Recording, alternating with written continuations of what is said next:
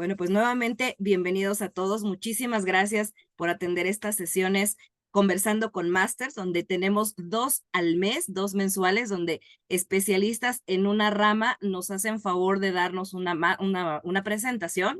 Me encanta llamarles Masterclass porque realmente creo que todos aprendemos mucho. El día de hoy tenemos el honor de recibir a Jorge Achírica. Él es ingeniero en electrónica y comunicaciones, graduado en la Universidad La Salle y con maestría en administración de empresas por el Tecnológico de Monterrey. Jorge tiene más de 30 años de experiencia en la industria de tecnologías de la información y ha liderado equipos comerciales a nivel regional en empresas como Gartner, como Amazon Web Services y actualmente en Canonical como director regional para Latinoamérica. Le damos la más cordial bienvenida, un agradecimiento, Jorge, muchas gracias y bienvenido. El micrófono es tuyo. Muchísimas gracias, Nelly. Un gusto estar aquí con todos ustedes. Ante todo, gracias a LAPSI, gracias, Eder, gracias, Nelly, por esta invitación y tener esta oportunidad de compartir pues algunos datos que pueden ser de mucho interés para ustedes en relación a open source, que es un tema que cada vez cobra más y más relevancia en Latinoamérica. Lo vamos a ir viendo durante la presentación. Y por supuesto en el contexto de la ciberseguridad y con mucho más sentido en este mes de la ciberseguridad que comentaba Nelly. Entonces, bueno, por favor, vamos a abrir una sesión de preguntas y respuestas al final, vayan acumulando y bueno, lo que esté en nuestra posibilidad al final, con gusto lo podemos platicar. Entonces, sin más preámbulo, les voy a platicar un poquito de la agenda. Vamos a empezar con un poco de datos relevantes de la adopción de open source, el código abierto. Y esto es importante porque, bueno, vamos a comentar información que proviene de empresas agnósticas, independientes, reconocidas en el mercado, sin ninguna tendencia, y que nos van a dar una visión de cómo está la adopción de las tecnologías y el software de código abierto. Después entraremos ya en materia, en los retos de ciberseguridad en código abierto, donde veremos cuáles son las tendencias principales del mercado y los retos principales que las diferentes empresas están enfrentando. Haremos un pequeño capítulo muy breve, pero hablaremos de la soberanía digital, que si bien es un tema que quizás en Latinoamérica todavía no tiene tanta relevancia como en Europa y en Estados Unidos, empieza a generar ruido. Vamos a hablar un poquito y su relación con la ciberseguridad y con open source. Y al final, brevemente, para concluir, cuál es el enfoque de Canonical y la ciberseguridad para el código abierto. Estos son los temas que vamos a cubrir el día de hoy y empezamos. La adopción de open source. Y para tener un marco de referencia general, tomé esta definición de qué es el open source o código abierto. Es una definición de acuerdo a Gartner. Y bueno, Gartner nos dice que el código abierto o el open source es aquel software que te trae un permiso para ser usado, copiado, distribuido, ya sea tal como es o con modificaciones, y que puede ser ofrecido ya sea de manera gratuita o con algún cargo. Y por supuesto, el código fuente debe estar disponible. Esta es la característica principal. Tomemos este punto de partida para que estemos todos alineados con una definición estándar de Gartner. Primera pregunta, y bueno, y esta pregunta la vamos a ir descubriendo a lo largo de todos estos slides de la presentación, porque es una pregunta que todavía en Latinoamérica se preguntan muchas empresas. Si el open source, si el código abierto es seguro. Y esto me trae, la verdad, un pequeño déjà vu. Hace 10 años, yo empecé a trabajar en una empresa que estaba abriendo en México, Amazon Web Services, justamente. Hace 10 años yo fui el empleado número 10 de AWS y la pregunta era si irse a la nube pública era seguro. Aquí en México y en Latinoamérica era la pregunta común. Obviamente en Estados Unidos, en Europa ya había ciertos años de ventaja de uso de la nube, pero aquí empezábamos en esa época en AWS a evangelizar y a expandir esa palabra de los beneficios de la nube pública que todos estamos aprovechando. Siento que hay ciertas similitudes con el código abierto. Ahorita la pregunta para muchos todavía ¿es seguro realmente el código abierto? Bueno, vamos a irlo descubriendo a lo largo de esta presentación. Y vamos a hacer referencia a diferentes estudios, como comentaba, ¿no? Esta slide hace referencia a un estudio de marzo de 2025 de IDC, que se llama El estado de la cadena de suministro de software. Es un estudio muy reciente y que nos da un dato muy claro. 7 de cada 10 empresas indican que el uso de open source, de código abierto, es extremadamente importante para correr workloads o cargas de trabajo de misión crítica, el 70%. aquí empezamos a vislumbrar un poco que ya realmente el uso de código abierto ya no es solo para desarrolladores o a lo mejor esa percepción solo para ambientes de prueba, ya se está utilizando en gran medida para cargas de trabajo de misión crítica. Primer dato interesante. Ahora, este otro reporte, que es el estado de Open Source 2025, hace una serie de preguntas también muy importantes sobre la adopción de Open Source. La primera pregunta es, bueno, ¿su organización ha aumentado el uso del software de código abierto en el último año? Estamos hablando del último año 2025 hacia atrás.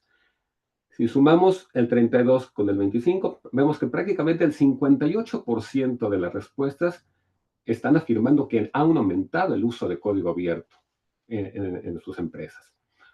Otro 38% nos dice que se han mantenido al mismo nivel y solo un 3.8% lo han reducido. Entonces vemos aquí una tendencia importante donde la adopción ha seguido creciendo y esta es una encuesta que se hace a nivel global.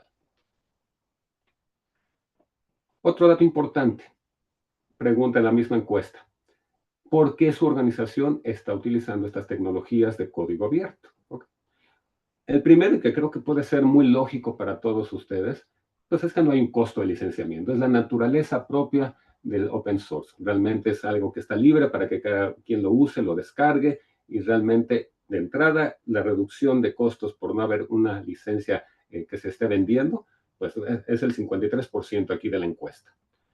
Número dos, y no menos importante, reducir o eliminar cuando es posible el famoso vendor locking, tener esta dependencia de un vendor que te limita a hacer una customización, a tener ciertas integraciones.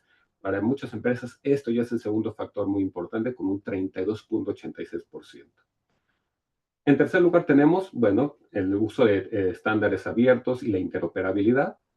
Después tenemos tecnología estable y con un soporte de la comunidad, reducir costos de mantenimiento, de desarrollo, también aumentar la velocidad de desarrollo y otros factores de menor peso. Pero bueno, aquí vamos entendiendo por qué las organizaciones a nivel mundial están cada vez más usando las tecnologías de código abierto. Ahora bien, ya vimos que se está usando cada vez más. ¿Dónde se está utilizando estas tecnologías? Esto también es algo muy interesante del mismo reporte de State of Open Source de este año. Y vemos que la categoría principal es el cloud, la nube y tecnologías también de contenedores. 39.5% es donde los presupuestos de open source están yendo en su mayoría. Cloud y tecnologías de contenedores. En segundo lugar, muy cerca, 33%, bases de datos. Sabemos que todo el procesamiento de información es sumamente importante. Sabemos, pues, hay muchas bases de datos y aplicaciones en código abierto que son ampliamente utilizadas en todo el mundo. Tercer lugar, lenguajes de programación, ¿ok? Cuarto lugar, herramientas de desarrolladores. Quinto lugar, sistemas operativos. Y así nos vamos hasta abajo. Entonces, bueno, también vemos que esto yo creo que es muy consistente con lo que están viendo quizás ustedes en sus empresas en el uso de open source en mayor o menor medida seguramente. Muy bien. Otra tendencia importante, las aplicaciones nativas en la nube, como tal. Esta adopción, perdón, del Cloud Native también ha crecido muchísimo en los últimos años. Por supuesto, seguramente muchos de ustedes están familiarizados con Docker, que es la que tiene el mayor porcentaje de uso entre las empresas, con 59.3%. Después Kubernetes, este es el dato quizás más importante de esta slide. 39%. El uso de Kubernetes se ha duplicado desde el 2021. ¿Okay? En los últimos 3 años se ha duplicado el uso de Kubernetes como una opción muy, muy importante, eficiente, de costos también, para tener un ambiente cloud native en su infraestructura. Y después vemos otras tecnologías de cloud native con menor peso, como Prometheus, Podman, Rancher, seguramente algunas de esas son familiares para ustedes. Ya vimos un poquito cuáles son las tendencias de adopción. Con esto ya vimos que realmente el open source no es algo que queda relegado solamente al tema de desarrollo de pruebas, sino que la adopción ha crecido de manera significativa en las organizaciones. Por supuesto, entre un mayor uso, esto trae mayores retos. Es lo que vamos a platicar ahora y enfocados al tema específicamente de ciberseguridad. Regresamos al reporte de IDC de este año, donde se mencionan justamente cuáles son los principales retos en las cadenas de suministro cuando se utiliza código abierto. Número uno, y seguramente es el que se imaginan muchos de ustedes, es la vulnerabilidad y el patch management. Definitivamente, el tener un patch management realmente que se esté haciendo a tiempo para evitar todos los riesgos que esto conlleva, bueno, es la preocupación número uno. Número dos, bueno, la visibilidad insuficiente de las dependencias. Sabemos que una dependencia de software, bueno, es una pieza de código o de otro componente externo del cual depende un programa. Sí, esto puede ser para añadir cierta funcionalidad adicional, sin el cual no puede funcionar. Por ejemplo, si están utilizando un servicio de Linux y utilizan la biblioteca OpenSSL para temas de cifrado, justamente el OpenSSL es una dependencia. Entonces, realmente son muy importantes este factor porque las dependencias ahorran tiempo para los desarrolladores y añaden funcionalidades importantes. Pero, por supuesto, añade un nivel más de complejidad en el manejo de las vulnerabilidades. Número tres, por supuesto, la confianza que tengan en la fuente del software.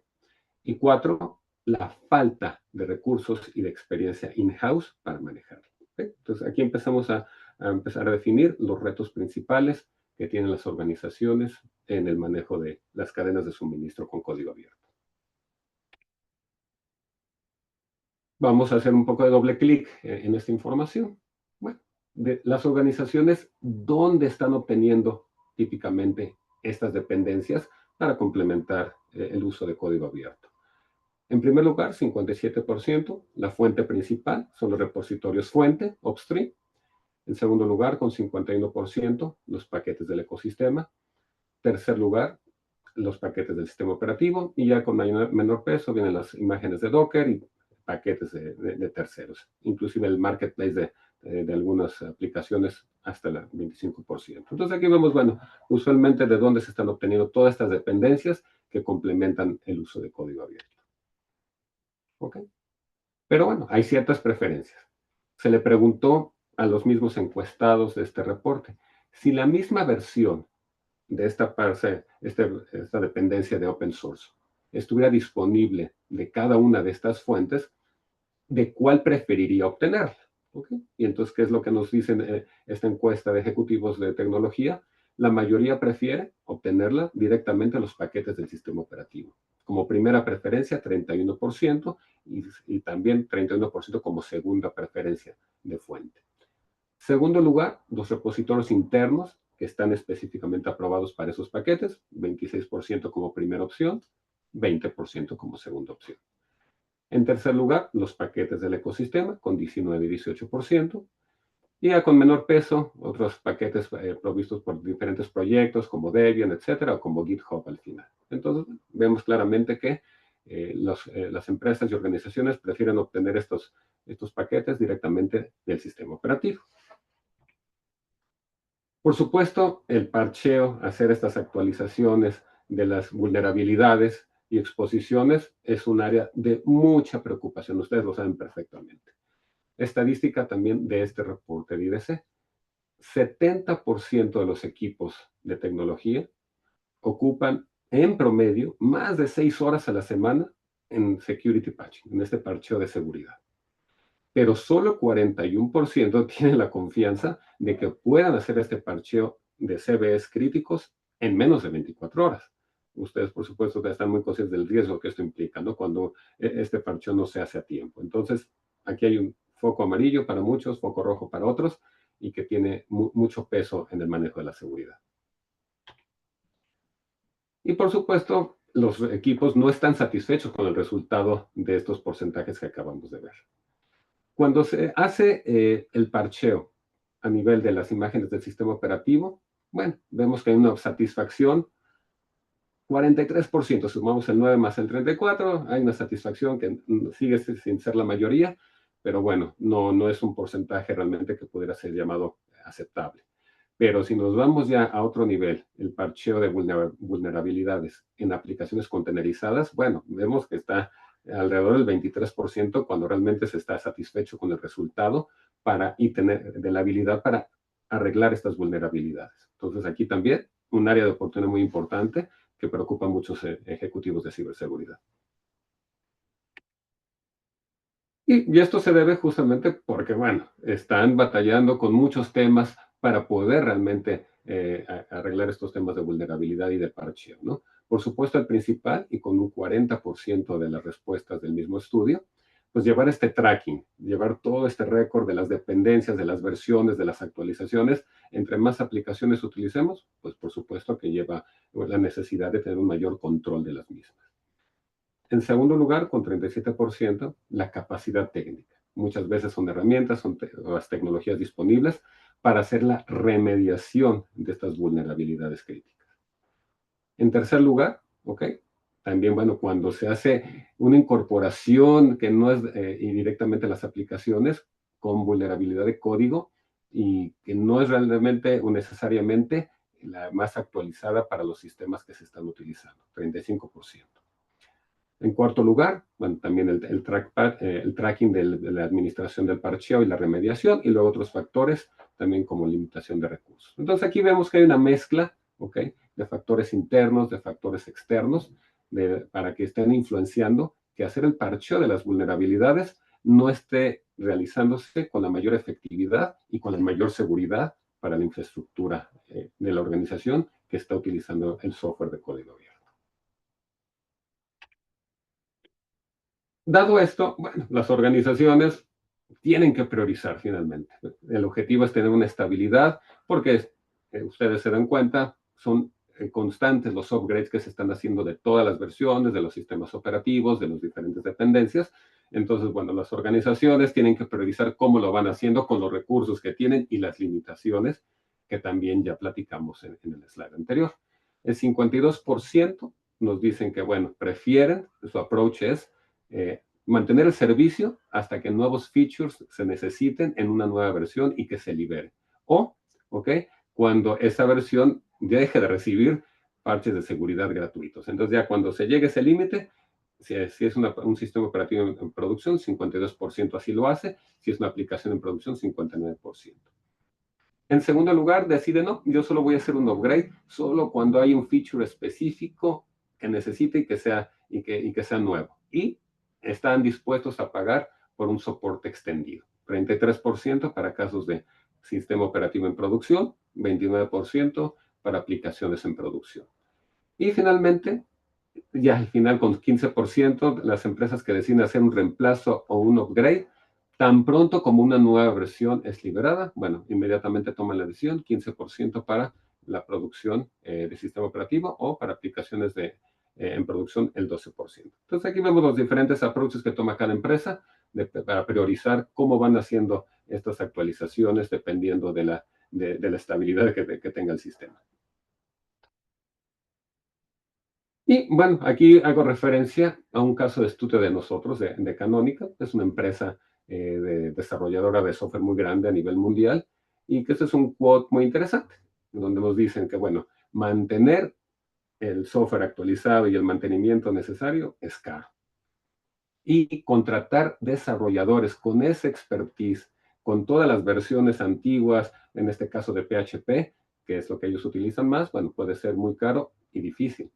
Si ellos, también menciona, si ellos enfocaran a todos sus desarrolladores para estar haciendo migraciones a una nueva versión del sistema operativo, entonces no les daría tiempo para hacer el desarrollo del contenido de sus juegos durante 6 meses. Imagínense. Entonces, ahí se confirma que, bueno, tener una administración correcta del software, pues definitivamente no es sencillo y que hay que buscar una forma de que sea efectivo y que pueda ser eficiente a la vez.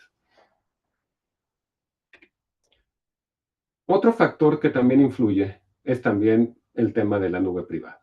Finalmente, la seguridad en la nube privada también tiene sus preocupaciones, sus retos. En el mismo estudio de IDC se mencionan estos 5 factores como principales para tener challenges de seguridad en la nube pública, perdón. La configuración errónea de los servicios de cloud, ¿okay?, 33%. Temas de identidad y administración de accesos, 32%. La visibilidad, seguridad y recuperación de datos, 27%. La gobernanza del cloud y el compliance regulatorio, 24%. Y ya con un menor porcentaje, el manejo de las llaves de encriptación a través de múltiples ambientes de nube. Entonces, bueno, aquí empieza a haber otros factores externos en la nube pública que finalmente el código abierto está presente en todas las nubes y es un factor a considerar. ¿Qué nos dice Gartner al respecto? Hace algunos años, y vuelvo a hacer referencia cuando en esa época que empezó AWS en México, el enfoque de muchas empresas era, vamos todo a la nube, all in, era el mensaje, finalmente. Esto ha ido cambiando poco a poco, finalmente, por muchísimos temas que también vamos a platicar un poquito en esta presentación. Pero Gartner lo que nos dice, que bueno, que las empresas están ajustando actualmente su estrategia a un enfoque de nube híbrida. No todo es all-in. Va a depender, claro, de las necesidades de cada empresa, de su entorno, diferentes políticas que puedan tener.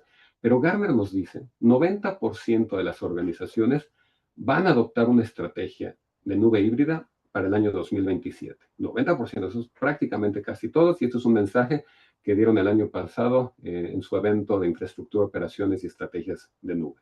90%. Por supuesto, no podemos dejar de hablar de inteligencia artificial, que está añadiendo un nuevo nivel de complejidad a la seguridad del software. IDC, que nos dice en el mismo reporte que hemos estado referenciando, 43% de las organizaciones están muy preocupadas de su habilidad para tener un stack de inteligencia artificial seguro, 43%. Y 60% de ellos mencionan que solo tienen controles básicos o ningún control para tener una seguridad adecuada en sus sistemas de inteligencia artificial o de machine learning. Imagínense, 60%. Inteligencia artificial, ya lo sabemos, es algo que nos llegó como una revolución de golpe, donde no había realmente regulaciones listas, controles, safeguards, absolutamente nada, y que sobre la marcha se ha tenido que ir implementando muchas cosas que a veces nos rebasan, si no es que la mayoría del tiempo. Entonces, inteligencia artificial es el nuevo nivel de complejidad para la seguridad del software. ¿Qué nos dice justamente Gartner en este sentido? Hace unos días, esto está recién salidito del horno, Gartner publicó su reporte de las tendencias estratégicas de tecnología para el próximo año, para 2026. Y por supuesto, una de las tendencias que menciona Gartner es la seguridad en plataformas de inteligencia artificial, como algo que es una tendencia que se va a ver en todo el mundo. Ellos lo denominan como AI Security Platform, por sus siglas en inglés, AISPs, donde se van a consolidar controles para asegurar tanto los servicios de terceros de inteligencia artificial o también lo que se construya de manera customizada in-house. Entonces, bueno, aquí se van a considerar todos los riesgos nativos de inteligencia artificial, ¿ok? Y también algunos factores externos y filtraciones de datos. ¿Qué sigue? Según Gartner y según este nuevo reporte, que el 50% de las organizaciones van a adoptar estas plataformas de seguridad especiales para inteligencia artificial para el año 2028. Ya está a la vuelta, solo 3 años, ¿ok? Y con esto, Gartner predice que el 80% de transacciones no autorizadas de inteligencia artificial pues realmente van a venir más por violaciones internas de políticas, no tanto por ataques externos. Bueno, es una predicción muy interesante. Si se siguen las recomendaciones bueno, no solo Gartner, que puedan dar muchas referencias de ciberseguridad, para empezar a controlar más el tema de inteligencia artificial. Y aquí vemos, bueno, algunos temas que menciona Gartner como pilares, ¿no? El control del uso de la inteligencia artificial y la ciberseguridad propia de la aplicación de inteligencia artificial, como algunos de los factores que se tienen que atender. Entonces, bueno, vemos que para muchas instituciones está claro el reto que esto representa, la inteligencia artificial. Lo bueno, lo importante, que ya empieza a haber recomendaciones específicas para que ustedes como líderes puedan tomarlas en cuenta, considerarlas en el entorno de su empresa y que, bueno, puedan estar preparados para los retos que esto conlleva. Por supuesto, otro tema son las regulaciones. Cada país, cada sector, diferentes industrias tienen diferentes temas de regulación, de compliance, que por supuesto es un reto muy importante. Sabemos, la industria del sector financiero tiene retos particulares, el sector salud, gobierno, por supuesto. Entonces, hay muchos challenges en términos de la regulación y lo que conlleva e implica para asegurar que el software tenga compliance con estas regulaciones. 37% de las personas encuestadas con IDC tienen un entendimiento de cómo las regulaciones se aplican a sus sistemas específicos, tecnologías y componentes de software. Solo 37%, es un porcentaje muy bajo. ¿Ok? 34% dicen que sí, realmente están asegurando el cumplimiento de los estándares a lo largo de todos sus sistemas y de una manera consistente. 34% sigue siendo muy bajo, abajo del 50%. 29%, ¿ok? Tienen los recursos para manejar de manera centralizada el cumplimiento del software. 22% ven como reto también la documentación, es mantener al día toda la información, tener esa trazabilidad de todos los artefactos de software, incluyendo las dependencias. Bueno, esto lo ven como un reto también. Y 21%, bueno, ven como reto importante tener toda la visibilidad del stack de software y todo el workflow de procesos. Entonces, también tener un control de las regulaciones y el cumplimiento es algo muy importante que afecta a las organizaciones actualmente. Bien, hemos hablado de muchos retos como tal, de lo que es lo que implica tener el software de código abierto en un nivel enterprise, pero realmente al final del día, y ya entrando un poco a mejores prácticas y recomendaciones, pues que realmente el uso del código abierto no debe ser restringido, sino al contrario, debe ser tratado con el mismo rigor como cualquier software de terceros crítico, un software propietario. Realmente se debe seguir los mismos estándares y con la misma rigurosidad. Entender que el código abierto es parte de la cadena de suministro de software, ¿ok? Y esto implica estar siempre verificando la integridad y el origen de los componentes de código abierto, el monitoreo de las vulnerabilidades y asegurar que se hagan los updates y el parcheo a tiempo de cada uno de ellos. En tercer lugar, bueno, también recordar la seguridad, y eso lo saben ustedes perfectamente, es responsabilidad del usuario, de la organización, no de las comunidades, no de los que lo mantienen. Entonces, constantemente se tiene que estar haciendo assessment, sí, el del mantenimiento adecuado del software, implementar las mitigaciones para las vulnerabilidades conocidas y aplicar, cuando aplique, controles adicionales si se está utilizando algún software que no tenga el mantenimiento de origen adecuado. Y finalmente, pero no menos importante, tener esta transparencia y toda la cronología bien documentada. Algunas prácticas recomendadas son tener este uso del Bill of Materials de todo el software utilizado, tener toda esta tracking y documentación de todas las versiones y licencias que se están utilizando de código abierto, y finalmente cómo se está integrando este software de código abierto en los diferentes sistemas. Son recomendaciones que ustedes en general, por supuesto, conocen muy bien. El reto es justamente conforme va creciendo el ecosistema de código abierto que se está utilizando y con las dependencias que cada vez son más, bueno, eso es algo que tiene un costo muy alto y en la operación también tiene un impacto. Vamos a hablar como un tema un poco aparte, pero que creo que vale la pena, de soberanía digital. Y como mencionaba al inicio, realmente todavía no tiene el impacto o la relevancia en Latinoamérica como ya la tiene en Europa y en Estados Unidos. Pero ¿qué está pasando? Está cambiando realmente el entorno de tecnología.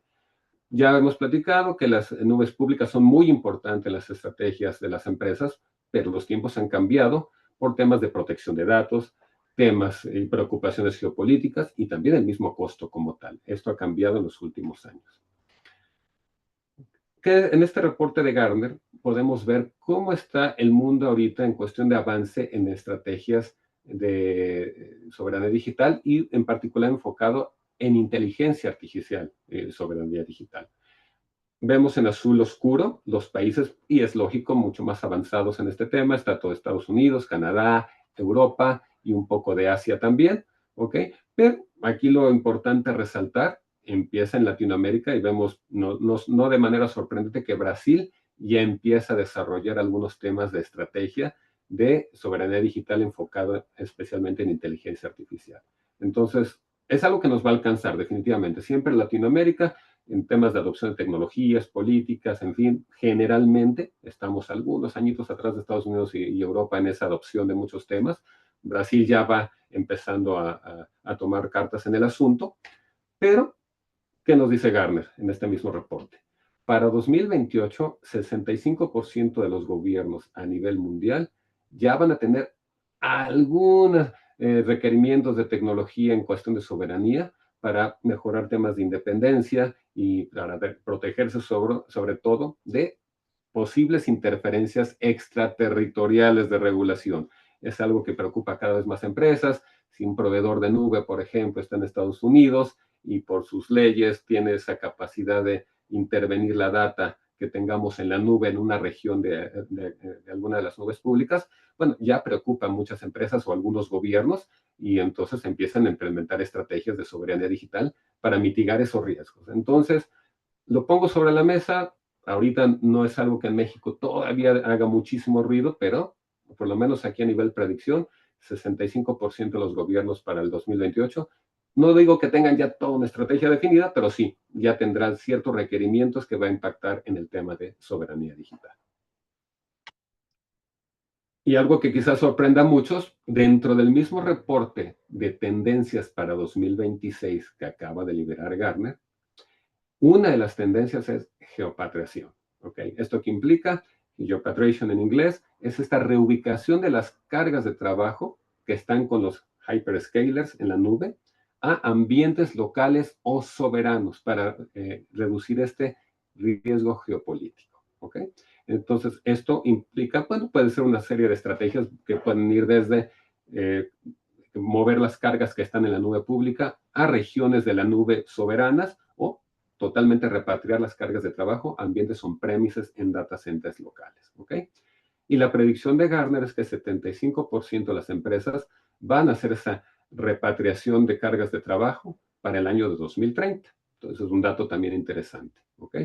Estamos viendo que, y esto creo que ustedes también estarán de acuerdo, tanto los proveedores de nube, hyperscalers, están tratando de tener mayor presencia locales en muchos países también de Latinoamérica, pero también se están mejorando también todas las ofertas de nube privada, perdón, para ofrecer una opción alternativa viable y que tenga todo ese ambiente de seguridad que se requiere. Entonces, bueno, tendencia importante, fresquecita también que salió esta semana, para que ustedes, bueno, la conozcan y también lo tomen en cuenta en todo lo que va a ser su planeación en los próximos años. ¿Cuál es el rol, lo que tiene que hacer open source en el mundo de la nube soberana, el rol que tenemos que tomar? Bueno, simplemente tener mucha transparencia, que todo sea auditable. El open source, el código abierto nos da esta ventaja que hay una independencia total de los vendors que no son de código abierto, que son tecnología propietaria. Por supuesto, todo el tema de seguridad que ya revisamos. Esta libertad de diseño y migración y toda la innovación que trae la comunidad de código abierto. Entonces estamos participando activamente en todo lo que está desarrollándose, ahorita más en Europa, donde estamos muy activos en la comunidad y en los temas de nube soberana. Seguramente en los próximos años veremos más de este lado del mundo. Okay. Esto hasta aquí un poquito de todo a grandes rasgos, desde muy alto nivel, es esta información que espero que haya sido de utilidad de cómo está la adopción de open source y los retos de ciberseguridad relacionados. Les voy a platicar y ya de manera muy breve para finalizar, cuál es el enfoque de Canonical y la ciberseguridad en código abierto. Y es como referencia simplemente Canonical, y siempre nos gusta abrir diciendo que somos la empresa creadora de Ubuntu. Mucha gente nos ubica más por el nombre de Ubuntu, que es este sistema operativo que tiene muchos años en el mercado y es la distribución de Linux más usada en el mundo, más adoptada, más escalable y que tiene todas las herramientas para usarse a nivel enterprise. ¿Okay? Entonces, relacionando siempre Ubuntu como en nuestro sistema operativo y Canonical, la empresa detrás de Ubuntu o los creadores de Ubuntu. Más de 1,300 empleados actualmente en más de 80 países y con estos 20 años de experiencia desde la creación de nuestro sistema operativo. Regresamos al reporte que también hablamos, el estado del open source de 2025. Se preguntó a las empresas, a este mismo grupo de empresas, ¿cuál es la distribución de Linux de código abierto que usa su organización? 56.73% mencionó que Ubuntu es la distribución preferida, tanto a nivel organización, a nivel desarrolladores, a nivel de nube pública, es la distro de Linux mucho más utilizada. Hacia abajo seguramente reconocen algunas otras distribuciones también populares, pero la de nosotros es la que tiene más confianza a nivel organizaciones. Canonical es una empresa que se ha preocupado mucho de tener justamente alianzas con los principales jugadores de tecnología. A nivel de Silicon o de fabricantes de procesadores, estamos certificados por empresas como NVIDIA, como Intel, como AMD. A nivel de hardware, de servidores, seguramente ustedes utilizan muchos de ellos, como HP, como Dell, como Lenovo. Muchísimos de sus servidores pueden tener como opción tener nuestro sistema operativo Ubuntu. Y estamos presentes en las nubes públicas. Cuando ustedes van a levantar una instancia en AWS, en Azure, en Google Cloud, ustedes tienen la opción, pues puede ser una instancia con Linux o puede ser una instancia de Linux, y la que es más utilizada a nivel mundial también es la de Ubuntu. Entonces, estamos presentes a todo nivel con estos partnerships que tenemos a nivel mundial. Y ligándolo con lo que hablamos, con la administración de vulnerabilidades. Actualmente se generan aproximadamente más de 30,000 vulnerabilidades por año en código abierto. De ahí, más de 1,000 oportunidades se identifican en cada una de las distribuciones de Linux y se va incrementando un 20% cada año. 10% de ellas son críticas. En promedio, el tiempo para arreglar una vulnerabilidad puede llegar hasta 100 días. ¿Ok? Y se detectan aproximadamente 69 dependencias por cada proyecto, de las cuales 33% son críticas. Aquí vemos toda una cadena de eventos y de números que es lo que realmente genera preocupación, costos y, recordemos de los slides anteriores, toda esta insatisfacción que hay en los equipos de tecnología en las empresas al no tener los recursos y equipos suficientes para poderlo llevar a cabo a tiempo, que es lo importante y que va a llevar un impacto en la organización. Nuestro enfoque es con Ubuntu Pro, justamente, que es la solución que resuelve todo esto que estamos mencionando, la administración de todas estas vulnerabilidades a tiempo para que ustedes se dediquen a su negocio, realmente a la administración de la tecnología y hacer que crezca el negocio de su organización. Esto lo hacemos con todo un esquema de seguridad, de un soporte enterprise, donde se hacen las actualizaciones en vivo, ¿ok? Y de los CVEs más críticos a nivel kernel. Esto se hace sin disrupción en la operación. Y algo muy importante, no solo son los paquetes de seguridad de nuestro sistema operativo, sino de más de 30,000 paquetes de open source se incluyen en este soporte. ¿Qué quiere decir? Que si están utilizando sobre Ubuntu paquetes como Postgre, como MariaDB, como Grafana, en fin, Kafka, que corren sobre open source, nosotros con el servicio de soporte Ubuntu Pro damos ese soporte y actualización de parches automático, y se pueden automatizar con unas herramientas que también están incluidas. Entonces, bueno, ustedes aquí tienen todo el soporte respaldado por SLAs, que da la categoría de Best Class a nivel Enterprise, y cumpliendo con todas las certificaciones, herramientas de hardening compliance, que son también importantes dependiendo de la industria donde estén. Contamos con todas las certificaciones que dan esa tranquilidad para que puedan utilizar el código abierto dentro de su infraestructura y planeación de su organización. Participamos en todas las comunidades principales a nivel proyectos y fundaciones. Seguramente reconocen nombres como OpenStack, como el proyecto de Silva, por ejemplo, CEF para temas de administración, Etsy para el tema de telcos, en fin, somos participantes y colaboradores activos de las principales fundaciones y proyectos de código abierto a nivel mundial. Y también importante que no se queden con la idea que solamente es un sistema operativo para un workstation, sino que estamos disponibles y con la seguridad necesaria en cualquier forma de cómputo. En la nube, ya mencionamos, en las instancias en nube pública de AWS, de Azure, Google Cloud, Oracle, estamos ahí incluidos como una opción, como la opción más utilizada. A nivel data center y alternativas de virtualización, tenemos soluciones como el proyecto de OpenStack. Es algo que ahorita nos están pidiendo mucho como alternativa a VMware, porque ustedes saben la disrupción en el mercado, entonces ahí también cuenta con el mismo soporte. Temas de contenedores, de Kubernetes a nivel workstation, inclusive en el edge, a la orilla de dispositivos IoT, mismo nivel de seguridad, mismo nivel de compliance disponible hasta en los dispositivos IoT, donde hay una versión de Ubuntu específica para este tipo de dispositivos. Finalmente, bueno, clientes globales y en Latinoamérica, que tengan ustedes una visión, bueno, quienes están confiando en nosotros, ahí pueden ver clientes del sector financiero, telecomunicaciones, en Europa, pero también en Latinoamérica, como Liberty, como Telefónica, como Tigo, en fin, hay una confianza total en el código abierto, que como vimos al inicio de la presentación, cada vez lo están adoptando las empresas y la utilización va creciendo año con año. Y con esto regreso a la pregunta inicial. Si el uso de software de código abierto consideran que es seguro.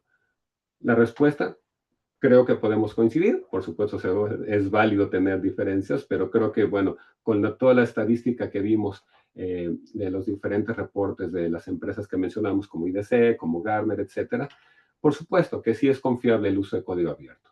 Y como dice, también concluye Gartner en otro reporte que es el uso de open source y la seguridad y compliance, los beneficios del uso del software de código abierto son mucho mayores que los riesgos. Lo importante es saber cómo se debe proteger a la empresa de los riesgos inherentes del uso del open source, con las licencias, las vulnerabilidades, los ataques, todo lo que ya revisamos. Y con esto finalizo la conclusión que nos dice Gartner también. Bueno, una de las recomendaciones es justamente para asegurar esto es tener una buena coordinación, equipo de seguridad, equipo legal, el equipo de ingeniería de software, estrechamente comunicados y en coordinación para, número uno, definir las mejores prácticas y políticas de mitigación y de riesgo en el software de código abierto. Okay. La implementación también de herramientas de SCA, que es el Software Composition Analysis, y la automatización de procesos de escaneo, y la administración correcta de repositorios internos de código abierto. Todo esto, si se hace de manera óptima y adecuada, pues nos dan una operación segura para el uso de código abierto. Entonces, esto es lo que les quería compartir el día de hoy. Espero que haya sido de su interés. Aquí creo que queda tiempo para espacio para algunas preguntas. Les dejo mis datos. Estoy con gusto. Podemos continuar la conversación fuera de este foro, que si así ustedes lo desean. Ahí está mi correo electrónico. Si quieren mandar mi invitación de LinkedIn, adelante. Me dará mucho gusto empezar a platicar con ustedes fuera de aquí del webinar. Así que muchas gracias. Adelante, Nelly. Excelente, Jorge. Muchísimas gracias. La verdad es que una presentación muy completa. No sé si, bueno, por aquí voy a activar el chat.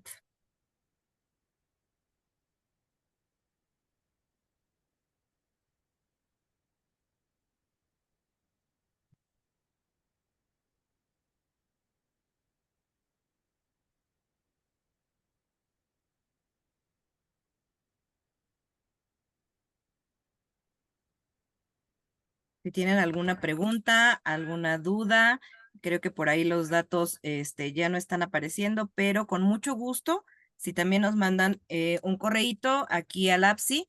Como les comentaba esta sesión, déjenme detener también la grabación, denme un minuto, por favor. Detengo la grabación.